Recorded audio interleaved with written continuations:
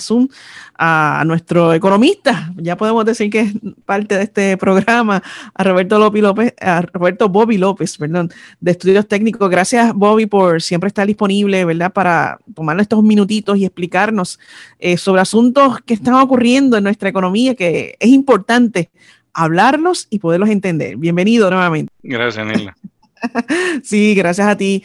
Precisamente uno de los temas que quería tocar contigo es la situación que hemos estado viendo en los medios de comunicación y que ya está afectando a Puerto Rico, en la cadena de suministro. Ya estamos viendo una escasez de ciertos productos en las góndolas de los supermercados y de las tiendas con relación a lo que está ocurriendo en el mundo entero. Esto es a nivel global, de la crisis de la logística, de los contenedores, el disparo de los precios realmente de la carga marítima, y qué podemos esperar, cómo esto puede impactar la economía. Sí, bueno, efectivamente hay una disruption del supply chain global. Esto lo que significa es que el transporte de mercancías físicas alrededor del mundo pues ha estado o está ataponado. Está ataponado por una razón relativamente sencilla y poco preocupante, que es que estamos usándolo más de la cuenta. Entonces, ¿por qué estamos usándolo más de la cuenta? Por dos razones. La primera, que mucho de esas rutas, y por rutas me refiero a viajes, me refiero a barcos, me refiero, o sea, tanto a componentes logísticos como físicos. Muchos de esas rutas desaparecieron durante la pandemia, porque la pandemia, de lo primero que se contrayó fue el comercio internacional, lo más que se contrayó fue el comercio internacional. Entonces, o sea que han desaparecido rutas, con lo cual hay poca oferta.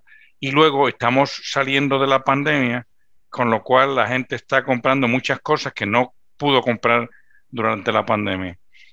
Y creo que, o sea, entre las cosas que no se pudieron comprar durante la pandemia y que se están comprando ahora, son los artículos, los big ticket items, o sea, neveras, carro, casa.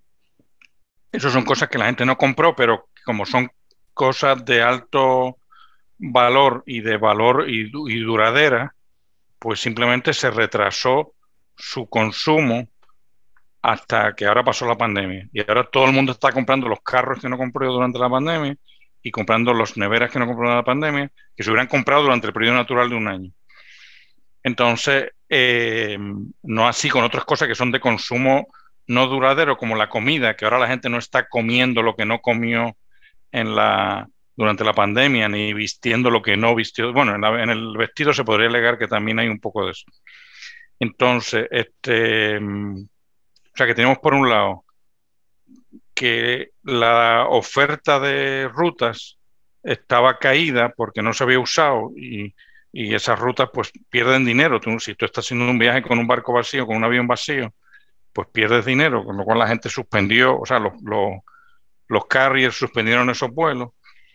Y luego la demanda está aumentando, en algunas cosas está aumentando por encima del promedio. O sea, que aunque no hubieran caído las rutas, solo por duplicar la demanda de algunos ítems pesados que van por surface, o sea, que van por tierra, o sea, que no es el correo el que los va a llevar, pues ya eso provoca un ataponamiento. O sea, que adelante, esta crisis ¿verdad?, está en demanda excesiva a este cuello de botella, ¿no? Lo que ha hecho también es disparar los costos de flete marítimo, ¿no? Y por eso también ha aumentado los costos de la materia prima y por eso también estamos viendo el aumento en la inflación. Exactamente. O sea, esto era de esperar. O sea, nadie puede decir como que esto es una crisis como que, bueno, se sabía que después de un cierre vienen estas cosas. Por eso a los economistas no les hace mucha gracia el cierre, porque sabe que no es cuestión de decir, mira, mientras aguantemos, mientras tengamos agua, comida, etcétera, pues ya no hay problema, nos quedamos en la casa y no pasa nada. No, sabemos que sí pasa, los economistas sabemos que sí pasa, porque van cayéndose, descomponiéndose, el capital se descompone si no se usa. Y esto es simplemente una descomposición del capital que hubo debido a la pandemia. No hubo desposición del consumo, por lo menos en Estados Unidos, Puerto Rico, o sea, el consumo siguió ahí. O sea, entre otras cosas porque el gobierno decidió gastarse un montón de dinero en mantener el poder adquisitivo de las personas y de los comerciantes. En otros países pues no tuvieron tanta suerte, bueno, no lo hicieron, y entonces sí ha caído un poquitito más, cayeron un poquito más los niveles de consumo. Pero aquí ahora realmente el problema es, sobre todo en Estados Unidos, que la gente sigue teniendo, o sea, tiene de hecho más poder adquisitivo que antes de la pandemia, pues quiere unos niveles de consumo altos y no hay, o sea, todavía ahora mismo no hay, no se han puesto en marcha todos los vuelos, vamos a llamarlo así, o todos los viajes que había antes de la pandemia. O sea, eso sería la explicación principal. Podríamos complicarlo un poco, pero ya es rizar el rizo con China, la situación de China, cómo China realmente era un consumidor artificial de ruta, lo que sea, una serie de cosas pero yo creo que con esas dos fuerzas, o sea, la caída de la oferta de ruta y el aumento en el consumo de ruta, eso es lo que está provocando el ataponamiento y la subida de los precios. Pero esto no es tan fácil de resolver. Ahora, como usted menciona, ¿no? Que con la cuestión de los cierres, pues los economistas estaban cautelosos y mira, esto va a desembocar una crisis más adelante. Y ciertamente se espera que esta situación, este dislocamiento que se ha creado, ¿no? Como consecuencia de los cierres del 2020, porque esto fue prácticamente, la raíz fue el 2020, esto puede desembocar en otra serie de crisis que ya está la economía dando síntomas para generar una estanflación. Y me explico, o sea, ahora mismo tenemos una inflación, que los precios están por las nubes, ¿verdad? Por la demanda, por la escasez que hay entonces del suministro y el deslocamiento que hay. Y básicamente se está sumando a una crisis de empleo, porque después de septiembre, la primera semana de septiembre, que se esperaba que los niveles de empleo aumentaran, prácticamente no ha sido esa la historia. Y entonces estamos viendo que el nivel de desempleo sigue alto.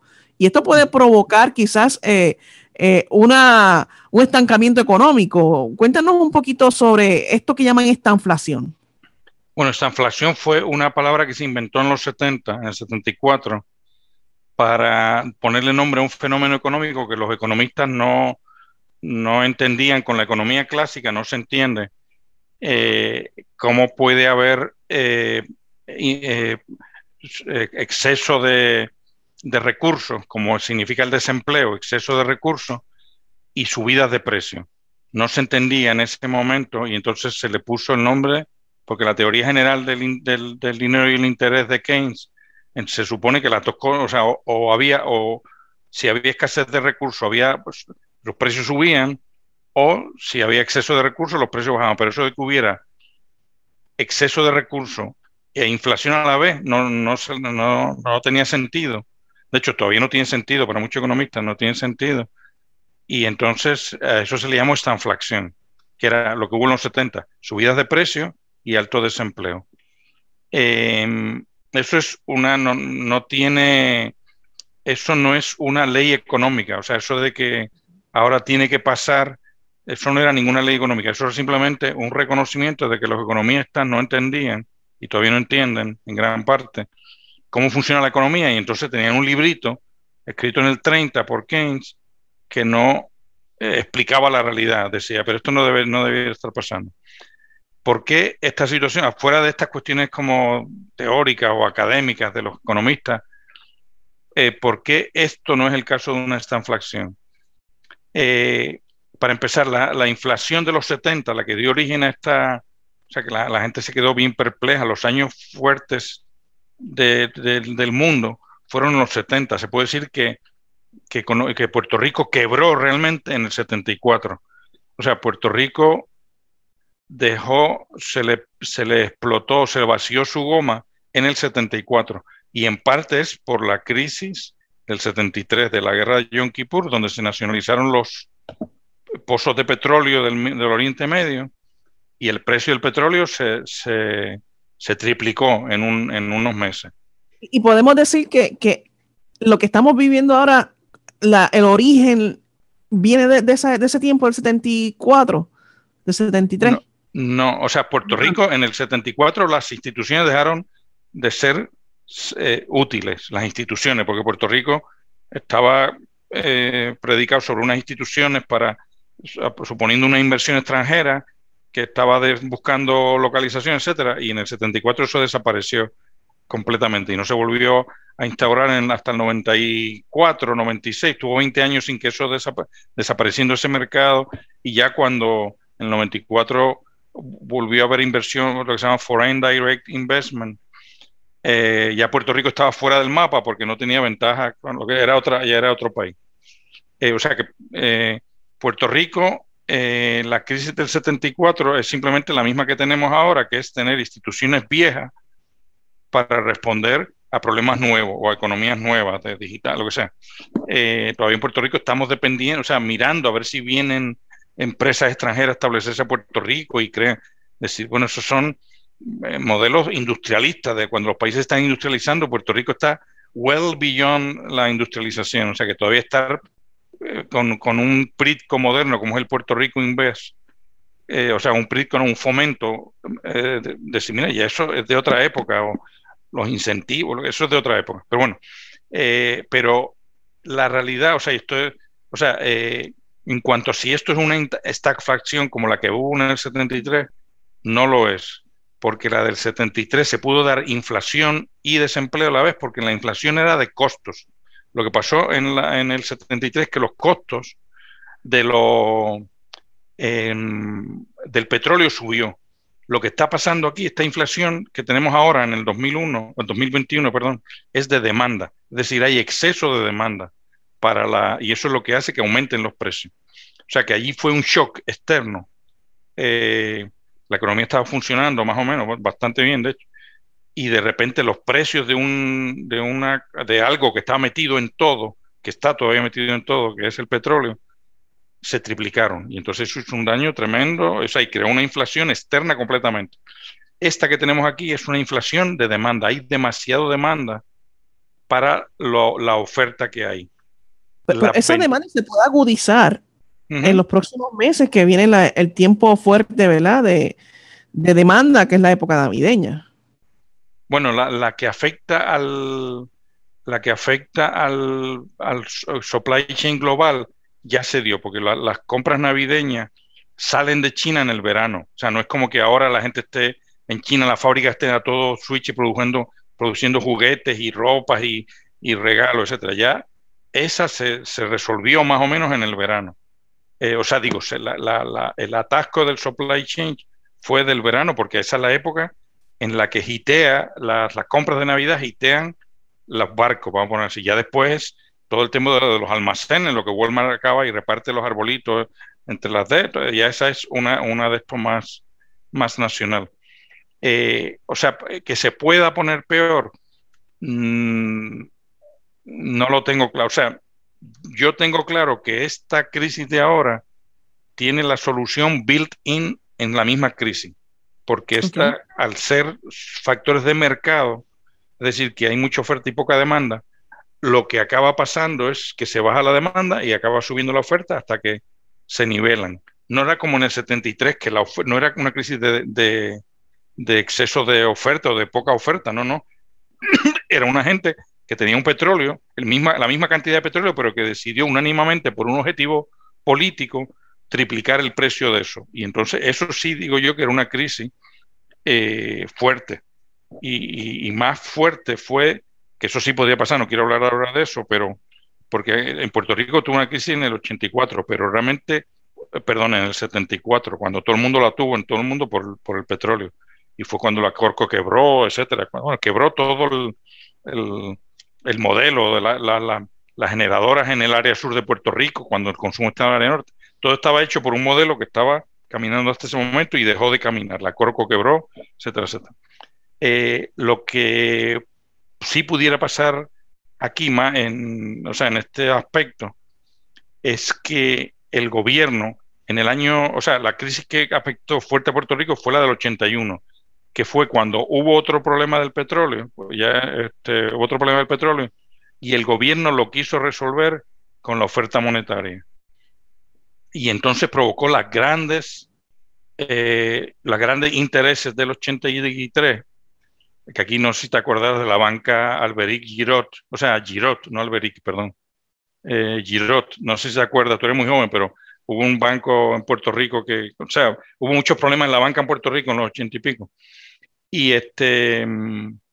eso pudiera pasar ahora si la Reserva Federal quiere seguir micromanaging la economía como lo estaba haciendo hasta ahora. Podríamos meternos en otra crisis que no tiene que ver con estos dos factores que te he dicho, que es otro externo, igual que los árabes no tienen nada que ver en una venganza política por una guerra de Yom Kippur.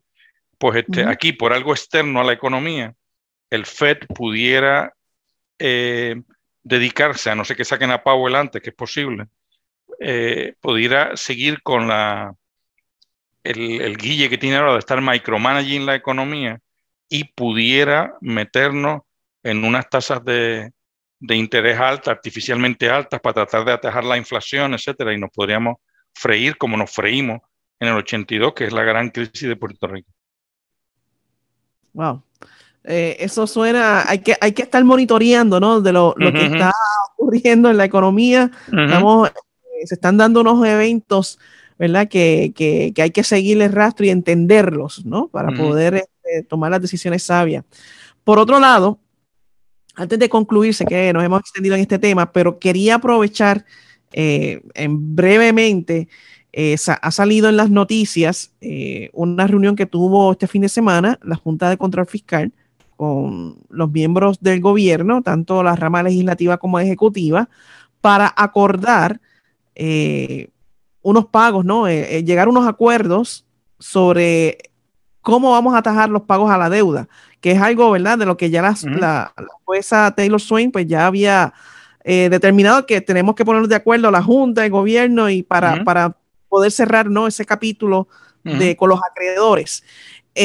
Lo que tú has visto, esos números, esos acuerdos, ¿realmente le convienen a Puerto Rico o pueden poner a Puerto Rico en un peligro posteriormente? Bueno, los que están negociando, los que ahora mismo, o sea, la legislatura pidió como 10 cosas. La Junta accedió a 6. Entonces, esas 6 no son excesivamente costosas. Están las pensiones, que eso no cuesta nada, eso eso no, accedió a no recortar las pensiones, pero eso no va a suponer una carga brutal para Puerto Rico en el futuro, porque no accedió a no recortar las pensiones, accedió a seguir pagándole 500 millones a la Universidad de Puerto Rico. Eso son como 70 millones más al año de lo que estaba previsto.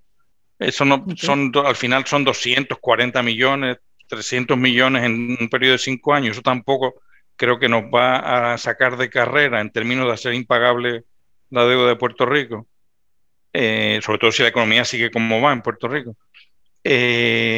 Accedió a gastarse $1 millón en hacer un estudio ahí que tenía la legislatura ganas de hacer.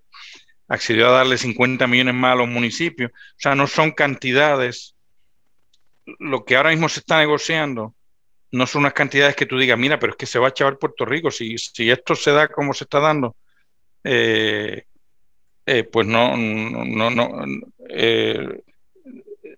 no debiera de ser complicado pagar las deudas con las que se va a quedar Puerto Rico. Ahora bien, tenemos que tener en cuenta que realmente esto es un juego político, o sea, que no es, yo te lo he puesto aquí en términos de número, mira, si son 200 millones para la YUPI, si son 50 para los municipios, si son 1 millón para un estudio, yo te lo he puesto en términos de número, pero aquí realmente es un tema de como pasa en todos los sistemas de poder compartido, que es decir, ¿quién manda aquí?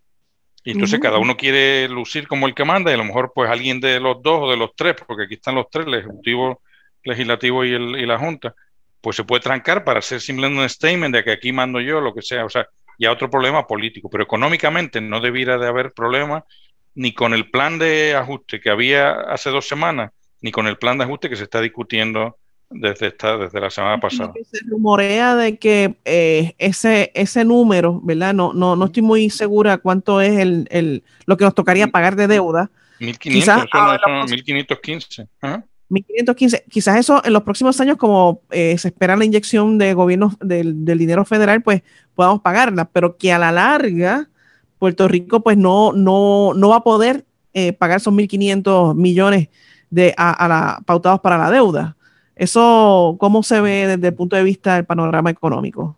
O sea, si Puerto Rico, después de la inyección que va a recibir, no logra poner en pie su economía lo suficiente para poder pagar 1.500 millones, mejor nos vamos todos a Kissimmee y cerramos el país. O sea, si nuestro predicamento es, van a venir, o sea, estamos aquí chavados, durante 2 o 3 años vamos a poder vivir porque nos van a mandar dinero del gobierno federal y después vamos a volver a estar igual de chavados, pues lo que quiere decir es que en Puerto Rico no hay capacidad de producción ninguna, que lo que hay es una gente mirando para el techo y rolling their thumbs. Pues decir, si Puerto Rico realmente es así, o sea, que una vez que se acaben los fondos federales no va a haber, vamos a volver a lo mismo que había antes de que llegaran los fondos federales, entonces mejor nos vamos todos aquí y ya. Como yo no creo que Puerto Rico sea así, digo, no solo que no crea, sino que me consta porque por un montón de razones. Pues yo lo que digo es, después de que vengan los fondos, Puerto Rico va a tener, o sea, esta inyección de capital no es un subsidio al consumo. Esta inyección de capital está poniendo en pie muchos aspectos de la economía de Puerto Rico que necesitaban ser puestos en pie. Entre otras cosas, la esperanza económica, que es clave para que cualquier sistema capitalista eche adelante. Que tú pienses que el futuro va a ser mejor que el pasado. Si no crees eso, no tienes... Esa inyección del gobierno federal es para mejorar infraestructura, que se espera que entonces una vez mejoramos la infraestructura, se despegue el desarrollo económico y vea el motor económico de la isla. Ajá, yo no diría, no me gusta la palabra infraestructura porque como yo me crié en una época bien arcaica, eso como que sonaba a puentes y carreteras. Yo no creo que puentes y carreteras se le soluciona nada, excepto cuando hace falta un puente y una carretera. O sea, hacer puentes por hacer puentes y carreteras por hacer carreteras no lleva nada. Pero sí podríamos decirlo, o sea, la idea tuya es correcta. Ese dinero está siendo invertido en distintas iniciativas. Ahora, la gente se está abusando y ahí, o sea, está siendo invertido en muchísimas cosas. Que es una de las ventajas de que se haya tardado tanto en que no estamos gastando en cualquier tipo, lo que se estamos gastando en cosas que están probando su utilidad, etcétera, etcétera. Que hay de todo, desde hospitales, o sea, mejorar hospitales, mejorar escuelas, mejorar universidades, mejorar carreteras, mejorar, o sea, todo, y empresarismo incluso, clases, mecanización o digitalización del sistema del gobierno, etcétera, etcétera. O sea, que realmente todos los sistemas de Puerto Rico están mejorando con esta inyección de fondos federales. Pues sí, yo creo, o sea, en ese sentido, vamos a llamar a toda esa mejora de infraestructura, pues yo creo que la mejora de infraestructura va a ser que después de que acabe esta inyección, Puerto Rico pueda seguir caminando por sí solo, sin necesitar una inyección permanente. Eso es, así lo esperamos. Así que muchas gracias, Bobby. Te he quitado mucho tiempo y gracias, ¿verdad?, por hacernos estos análisis que siempre nos ayudan a entender lo que está ocurriendo aquí en Puerto Rico a nivel global con la economía. Así que gracias nuevamente por estar con nosotros. Muy bien, gracias, Nilda. Gracias a ti por invitarme. Cómo no, cómo no. Bye.